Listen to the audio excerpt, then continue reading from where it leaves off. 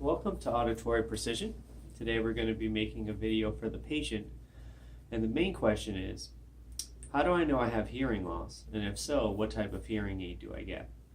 Well, the Surgeon General suggests that you get your hearing tested once a year after the age of 55. The good news is a lot of places will do hearing exams for free.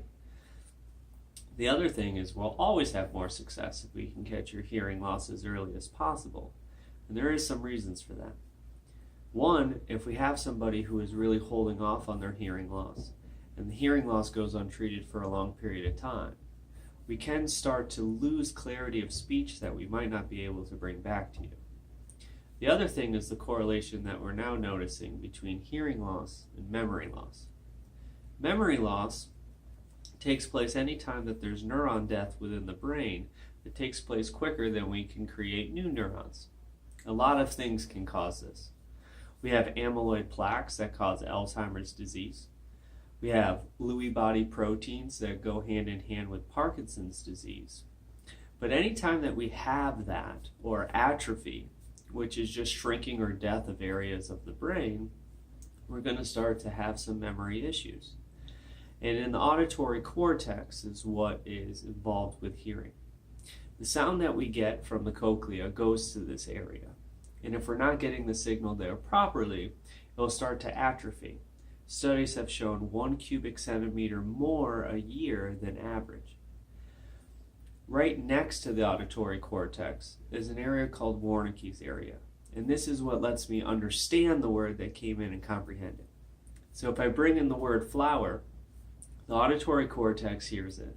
In Wernicke's area it says, oh, I know what a flower is. Flower is what grows out of the ground, and it's usually this tall, and I need to water it.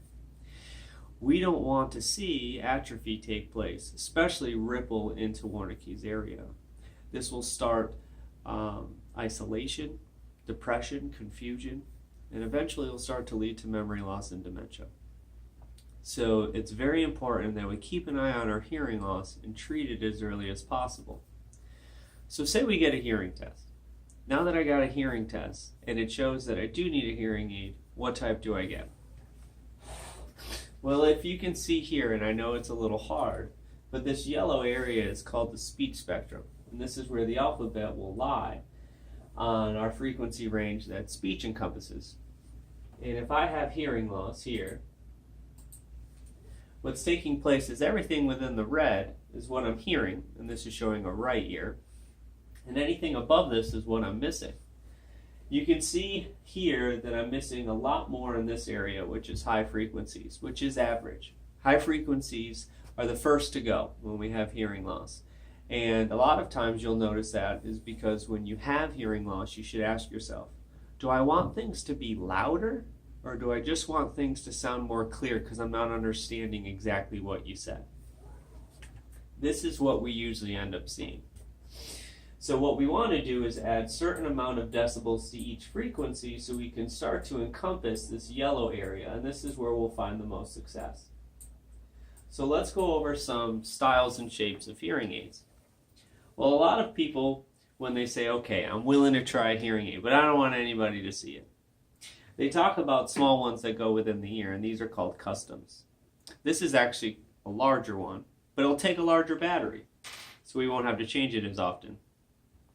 This is a smaller one that a lot of people like. We will have to change the battery more often, but we also want to make sure that there's enough power in these to cover your hearing loss. With something like this, if your lows are still very good, I would have to drill a hole through here, creating a vent, or a large hole that will make sure that you don't feel like you have your fingers in your ears. With a smaller one like this, I might not have to do it as often, because this will actually lay far enough into your canal where it'll lay in the bony area, which will also combat occlusion.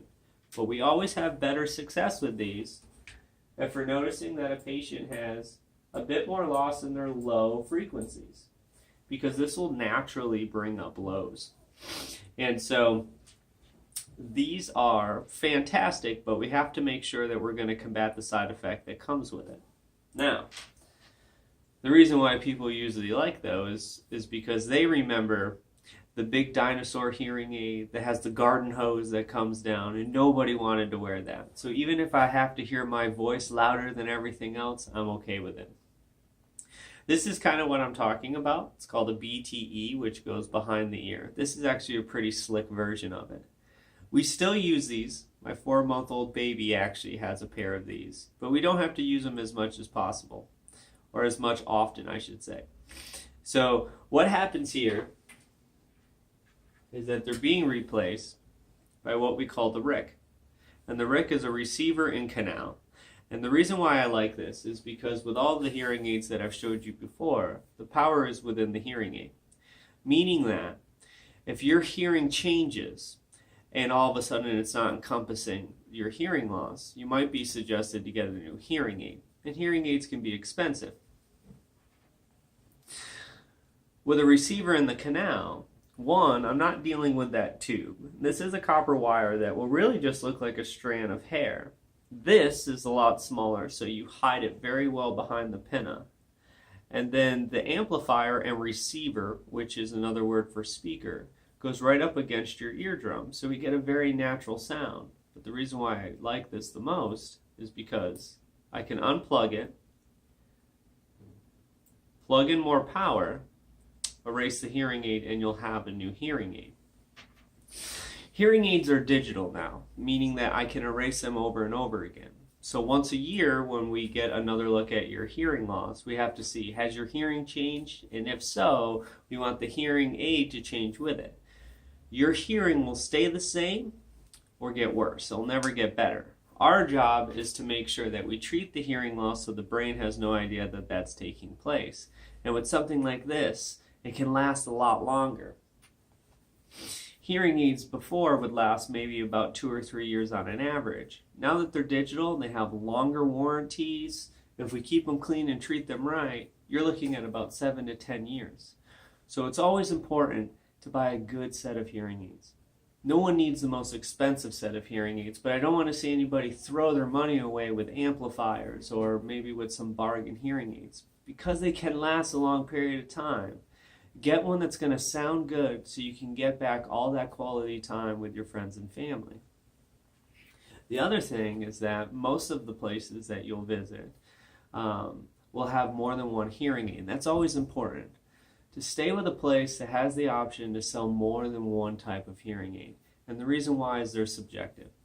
Your neighbor might love Siemens. You might try Siemens and not like it. And we don't want to see somebody purchase a hearing aid and then later on in the future find out that they're not wearing it at all.